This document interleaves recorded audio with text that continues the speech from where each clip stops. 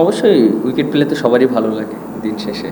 আর যেহেতু হোমে খেলা আছে আমাদের, আর এক্সপেকটেশনটা আমার নিজের কাছে অত হাই ছিল না, সত্যি কথা বলতে। চেষ্টা ছিল যে ভালো জায়গায় বল করাটা, টিমকে ভালো সাপোর্ট করা।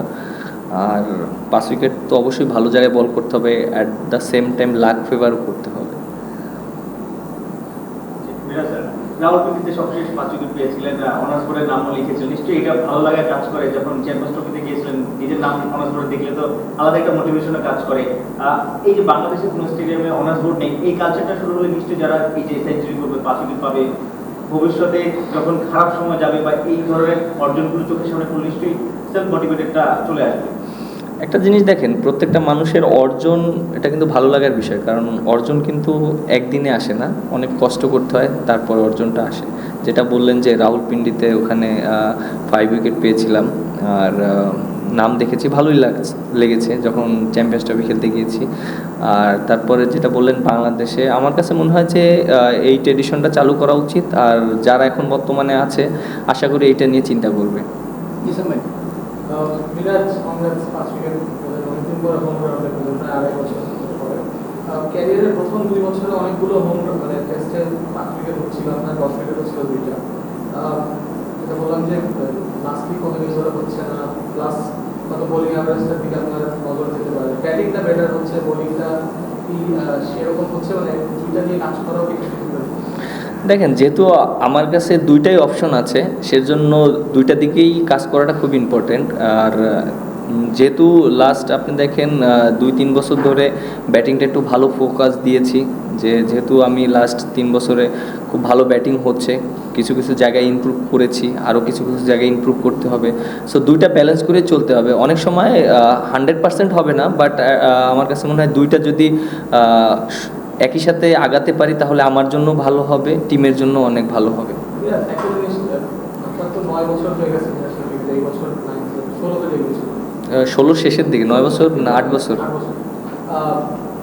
মনে হয় কি যে অপোজিশন ব্যাটাররাও আপনাকে নিয়ে মানে চিন্তা করার নিশ্চয়ই ফুটেজ দেখে, ওই জায়গাটাও নিজেকে আরো রিফাইন করা, আরো বেটার করার একটা তাগিদ থাকে। আপনি দেখেন, শুরুতে যাদের ডেবু হয় ইন্টারন্যাশনাল ক্রিকেটে, তাদের সম্পর্কে কিন্তু ওইরকম কোনো আইডিয়া থাকে না। তারপরে যখন অনেকগুলো ম্যাচ খেলে ফেলে, 1-2 বছর খেলে, তারপরে তার সম্পর্কে জানা শুরু হয়। তারপর যখন লং টাইম খেলে তার সম্পর্কে আরও বেশি ভালো মতন জানা হয়। সো হ্যাঁ, এটাও অবশ্যই অনেক ইম্পর্টেন্ট যে যেহেতু খেলাটা সবাই দেখে, ভিডিও ফুটেজ আছে যে কার কোন জায়গায় উইক আছে, কার কোন জায়গায় ডেভেলপ করতে হবে, সেই জিনিসগুলো আমরা সব সময় জানি। আর ইন্টারন্যাশনাল ক্রিকেটের সাথে প্রতিনিয়ত আপনার ইমপ্রুভ করতেই হবে, কারণ আপনি যদি ইমপ্রুভ না করেন এখানে আপনি সার্ভাইভ করা অনেক ডিফিকাল্ট, কারণ এখানে সব ওয়ার্ল্ড ক্লাস প্লেয়াররা খেলে। আপনি দেখতেই পাচ্ছেন জিম্বাবুয়ে বল করছে, বাট ওরা কিন্তু ভালো জায়গায় বল করছে, ওরা কিন্তু অত ইজিলি আমাদেরকে স্কোরিং বল দিচ্ছে না, বা আমরা উইকেট নিচ্ছি অত ইজিলি নিচ্ছি না। সো ইন্টারন্যাশনাল ক্রিকেট অনেক টাফ, তারপরও প্রত্যেকটা প্লেয়ার লং টাইম খেলতে গেলে তার ইমপ্রুভমেন্টটা প্রতিনিয়ত করতে হবে। অভিনন্দন, আপনি 5 উইকেট পেয়েছেন, কিন্তু তার সঙ্গে একটা বিষয় হচ্ছে যে আপনি একটা ভীষণ নিয়ে এগোচ্ছেন সেখানে। সাকিব আল হাসান যেমন ব্যাটিংয়ে বেশি ফোকাস করতেন, তার বোলিংটাতে ছিলেন, আপনি সেরকম নিজের বোলিংটাকে নিয়ে হ্যাপি থাকার কারণে কি আসলে ব্যাটিংকে বেশি ফোকাস করছেন কিনা? দ্বিতীয়ত বাংলাদেশ আজকে তার জন্য অবস্থানটা কেমন ছিল, দিকটা কেমন যাচ্ছে, তার টোটাল দেশটা যাওয়ার ইভেন্ট কিনা? দেখেন যে বোলিং আমার যখন কেরিয়ার স্টার্ট হয়েছিল আমি কিন্তু বলার হিসেবেই খেলেছিলাম, এবং ব্যাটিংটা ওইরকম আমি করতে পারিনি। আপনি যদি দেখেন প্রায় 6-7 বছর আমি প্রায় 8 নম্বরে ব্যাটিং করেছি, হয়তো ওইরকম বড় কোনো স্কোর করতে পারিনি, মাঝে মাঝে করেছি, পার্টনারশিপ দিয়েছি, বাট ওইখানে অপরচুনিটিও কম থাকে ভালো খেলার। বাট যখন নিজে রান করা শুরু করেছি, কন্ট্রিবিউট করার চেষ্টা করেছি, তখন টিম ম্যানেজমেন্ট থেকে শুরু করে সবাই আমার প্রতি একটা কনফিডেন্ট পেয়েছে, এবং আমি নিজেকেও ওই কনফিডেন্টটা দিয়েছি যে না, আমি বিশ্বাস করা শুরু করেছি যে না, ইন্টারন্যাশনাল ক্রিকেট আমি রান করতে পারি এবং ম্যাচ জিতাতে পারি। সো এই কনফিডেন্টটা খুবই ইম্পর্ট্যান্ট একটা প্লেয়ারের। আর যেহেতু আমার অপশন আছে, এটা নিয়ে অবশ্যই কাজ করা উচিত, আরও অনেক ইমপ্রুভ করা উচিত। আর একটা কী কোশ্চেন করলেন? আজকের দিনটা বাংলাদেশ কোথায় ছিল? বাংলাদেশ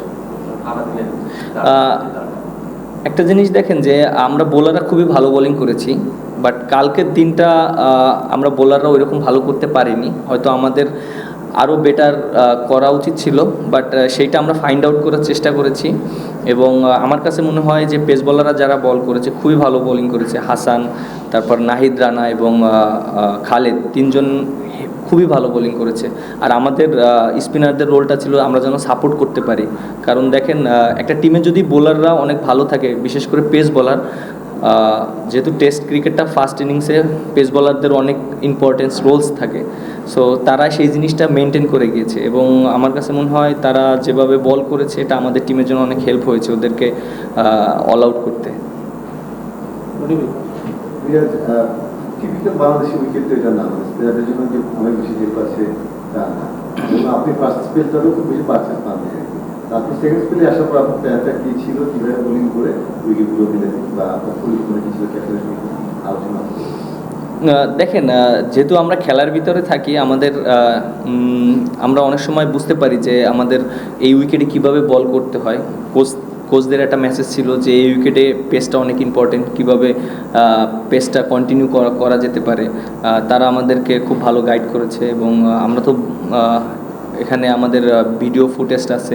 আমি হয়তো ফার্স্ট স্পেলে যখন বোলিং করেছি আমি জিজ্ঞেস করেছিলাম যে আমার স্পিডটা কেমন, এখানে এই স্পিডে বল করলে কেমন হবে, ব্যাটসম্যানের জন্য ডিফিকাল্ট। উইকেটটা তো আসলে আপনি গেলেই উইকেট পাবেন না, বাট ব্যাটসম্যান যেন কষ্ট করে খেলে বা রান না বের করতে পারে তখনই একটা সিচুয়েশন আউট হবে। সো ওই মিস্টেকটা যেন করাতে পারি সেইভাবে মেন্টালিটি ছিল, সেজন্য হয়তো উইকেটগুলো পেয়েছি।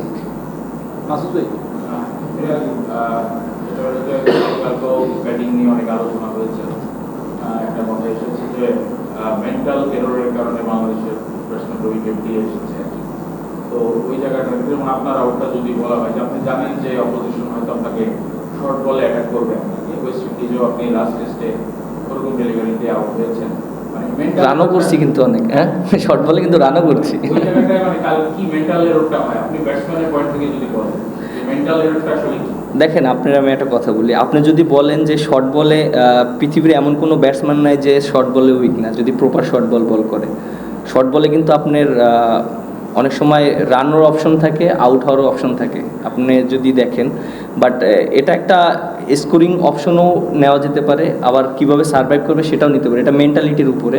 যেহেতু আমি ফাস্ট বল গিয়েছি, হ্যাঁ ফাস্ট বল একটা প্লেয়ার যখন যায় তখন তো তার এক্সপেকটেশন ওরকম থাকে না যে বাউন্সার করতেও পারে, করতেও নাও পারে। But at the same time হ্যাঁ, বলটা যেখানে করেছিল আমার জন্য হয়তো আমি ইজিলি ছাড়তে পারতাম, বাট যেহেতু আমি ফাস্ট বল ফেস করেছি এটা আমার জন্য একটু চ্যালেঞ্জ ছিল। বাট আমার কাছে মনে হয় যে ইমপ্রুভ করার অনেক জায়গা আছে, সো আমরা এটা নিয়ে কাজ করছি এবং ইনশাল্লাহ ইমপ্রুভ করব। দ্বিতীয় দিন শেষে আসলে এই ম্যাচটা কোন দিকে যাচ্ছে বলে এখন পর্যন্ত আমাদের কন্ট্রোলে আছে আমি মনে করি, কারণ ওরা হয়তো 82 লিড পেয়েছে আর আমরা হয়তো আজকে ভালো একটা স্কোর করেছি, হয়তো আমরা মেবি 25 রানের বিহাইন্ডে আছি। আর যেহেতু আমাদের এক উইকেট গিয়েছে, সো আমাদের ব্যাটসম্যান আছে, আমরা যদি ভালো একটা টোটাল দিতে পারি ওদেরকে, সো 4 নম্বর দিন ওদের জন্য অনেক চ্যালেঞ্জ হবে এই উইকেটে।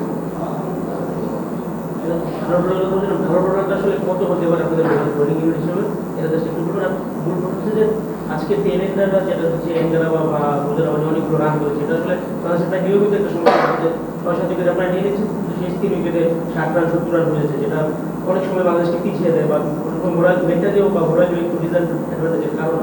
এই জায়গাটা আসলে কিন্তু সময় ধরে কী হয়, এগুলো মেন্টালি কি আপনার তখন একটু স্থিমিত হয়ে পড়ে কিনা বা কী হচ্ছে? আচ্ছা, আপনি দেখেন ব্যাটসম্যানরা যেভাবে ব্যাটিং করেছে আর ওদের যে ব্যাটিং করেছে এটার ভিতরে পার্থক্য আছে না? আপনি দেখছেন ওরা কিন্তু ভয় ডরহীনভাবে খেলেছে। একটা বলার যখন নামে তার কিন্তু কোনো এক্সপেকটেশন থাকে না। আপনি দেখেন যে মুজারাবানি যেভাবে ব্যাটিং করেছে, নাহিদ রানার বল যেভাবে খেলেছে, 2-3টা কাঞ্চি লাগলে তো 4 হয়েছে। তারপরে ইনগ্রাবা যেভাবে রান করেছে, সো আমার কাছে মনে হয় ওরা চান্স নিছে, সেটা ওদের কাজে লেগেছে, এর জন্য রানগুলো হয়েছে। আর আরটা কি বললেন? আচ্ছা, আপনি দেখেন যে এই উইকেটে আপনি কত টোটাল করবেন, এটা যে ইম্পর্টেন্ট হলো আমাদের যত রান আমরা করতে পারি। এখন আমরা আগে থেকেই ডিসাইড করতে পারি না যে আমরা এত রান ডিপেন্ড করব। এটা এখনও আরও আমাদের 3 দিন খেলা আছে, আমাদের ব্যাটসম্যান আছে, সো আশা করব যত রান আমরা দিতে পারি বোলারদের জন্য। যেহেতু আমরা ফার্স্ট ইনিংসে আমরা ব্যাটিং করেছি, আমরা হয়তো বড় স্কোর করতে পারিনি, বাট এই ইনিংসে যেন আমরা টোটালটা এমন একটা জায়গায় দাঁড় করাতে পারি যে বোলারদের জন্য একটা ভালো একটা এনাফ স্কোর থাকে, যেটা সবাই রিল্যাক্সে ভালো মতন বল করতে পারে। আজকে যে অবস্থা ব্যাটসম্যানরা একটু আশা দেখে যাচ্ছে, বাট আমাদের ব্যাটিং ব্যাটিং এর যে অবস্থা, আপনি কি আপনাদের সতীর্থ ভরসা রাখেন কিনা যে আপনাদের একটা প্রোডাক্ট দিয়ে যাবে তারা আপনার বিরুদ্ধে খেলবে? আচ্ছা, আপনি ওয়েস্ট ইন্ডিজে আমরা যে ম্যাচটা জিতেছি দেখেছিলেন? আচ্ছা, ওই ম্যাচটার আমরা কিন্তু দেখেন 174 রানে অল আউট হয়ে গিয়েছিলাম। তারপর হ্যাঁ আরো কমে 174 এরকম, হ্যাঁ 74 রানে অল আউট হয়ে গেছিলাম। পরে ওদের কিন্তু 145 রানে অল আউট করে আমরা লিড পেয়েছিলাম, বাট ওদের কিন্তু 70 রানে 1 উইকেট ছিল।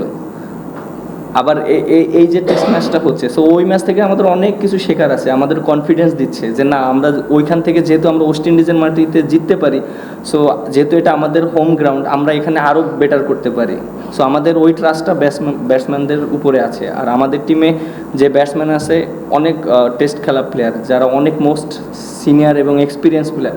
সো আমরা কেন না তাদের উপর ট্রাস্ট করব? সো আমাদের অবশ্যই ব্যাটসম্যানদের উপর অনেক ট্রাস্ট আছে এবং তারা যে কোনো 2টা বড় পার্টনারশিপ করলে বড় স্কোর করতে পারবে। মাইদানে খুব ভালো শুরু করেছিলেন দিনের শুরুতে, আপনিও ভালো বোলিং করেছেন। তারপরেও ইরাশনাল জিম্বাবুয়ে 270 প্লাস রান তারা করেছে। আপনার কি মনে হয় যে মানে আপনার কি ভেবেছিলেন তারা এতটা রান করতে পারবে? মানে এক্সপেকটেশনের চেয়ে বেশি রান তারা করে ফেলেছে? আপনি দেখেন এক্সপেকটেশনের চেয়ে বেশি রান করেছে কিনা, যখন কালকের দিন শেষ করেছে তখন কিন্তু ওদের 67 নো লস, তখন কিন্তু ওরা কিন্তু এগিয়ে ছিল। বাট আপনি আজকে যখন আমরা শুরু করেছি তখন কিন্তু আমরা অনেক ভালো বোলিং করেছি গতকালকের চেয়ে। সো আমার কাছে মনে হয় যে আমরা যে এক্সপেকটেশন করেছি সে তার ভিতরে আটকাতে পেরেছি। বাট হয়তো শেষের দিকে যে ব্যাটসম্যানগুলো 30-40টা রান করেছে, এটা একটা এক্সট্রা হয়েছে। সো আমার কাছে মনে হয় যে এটা ওরা চান্স নিয়েছে বোলাররা, এর জন্য রানগুলো হয়েছে।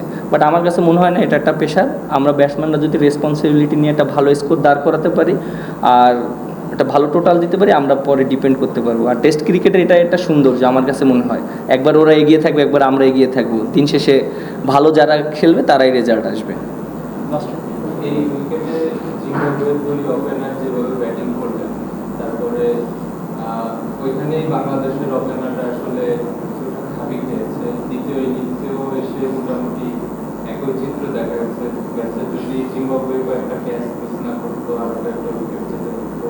তো এই ওপেনিং যে সমস্যাটা দীর্ঘদিন ধরে হচ্ছে বেশিরভাগ ম্যাচগুলোতে, এটা নিয়ে আপনারা কিছু ভাবেন কিনা? ভাবলে সেটা কি ধরনের ভাবনা? এটা নিয়ে আপনাদের কোনো পীড়া দেয়? দেখেন, নতুন বলে কিন্তু আপনার 1-2টা উইকেট যেতেই পারে। আর এটা হ্যাঁ, অবশ্যই আমাদের এই জায়গাটা ফোকাস করা উচিত এবং আমরা যারা ব্যাটিং করছে তারা এইটা জিনিসটা নিয়ে কিভাবে রান করতে পারে, একটা পার্টনারশিপ করতে পারে, হয়তো বড় স্কোর না, ছোট ছোট পার্টনারশিপ করতে পারে, এটা অনেক ইম্পর্টেন্ট।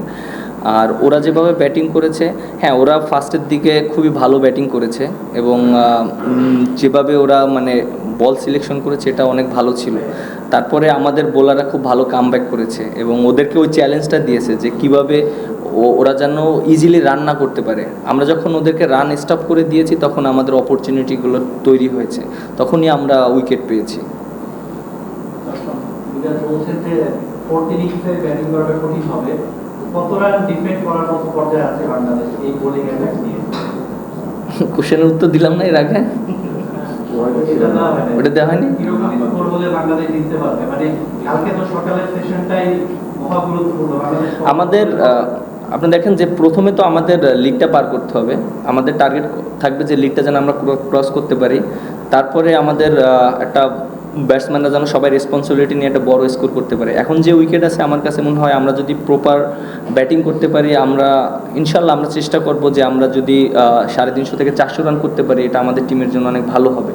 আর একটা টেস্ট ক্রিকেটে যদি 300 রান টার্গেট দেওয়া হয় চতুর্থ ইনিংসে, এটা অপোনেন্টের জন্য অনেক ডিফিকাল্ট, কারণ উইকেটের অনেক চেঞ্জ আসবে। বাট এটা আমাদের জন্য আমাদের ওই রেসপন্সিবিলিটি নিয়ে আমাদের ব্যাটসম্যানদের ব্যাটিং করতে হবে। Thank you.